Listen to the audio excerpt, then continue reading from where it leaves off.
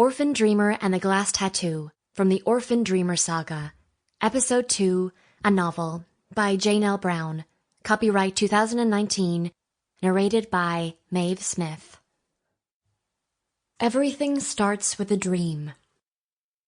Dear reader, I wrote the Orphan Dreamer Saga as a transcontinental, sweeping love story, spiced heavily with thrills, comedy, and a pinch of that horror trope element called dread.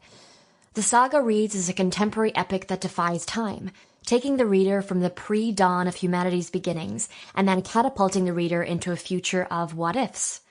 The saga is a work of fiction. However, a thread of truth weaves throughout the tapestry of words in the Orphan Dreamer Saga. The saga should be read in order, starting with Episode 1, Orphan Dreamer and the Missing Arrowhead, a story that answers the question, what makes the main protagonist tick? The themes explored in the first novel of the series, Orphan Dreamer and the Glass Tattoo, hold true to my mission as a novelist. To write fiction that paints a human likeness upon the faceless and gifts a voice to the voiceless. As a result, Orphan Dreamer and the Glass Tattoo paints a picture of distressed children and will jolt, and possibly disturb some readers, just as 12 Years a Slave and Uncle Tom's Cabin challenge their readers. However, after I learned about certain atrocities that children experience, I kept my word to expose these children's stories in the Orphan Dreamer Saga. If you want to skip the chapters that feature the most heart-wrenching parts of Killian's journey, do not read chapters 9, 38, 49, or 56. You will miss some of the plot points. For those readers who choose to read his complete story, which I recommend for those 16 and older, the experience will provide two options. Pretend the social issue isn't real, or do something about it. As the author, I hope for the latter response.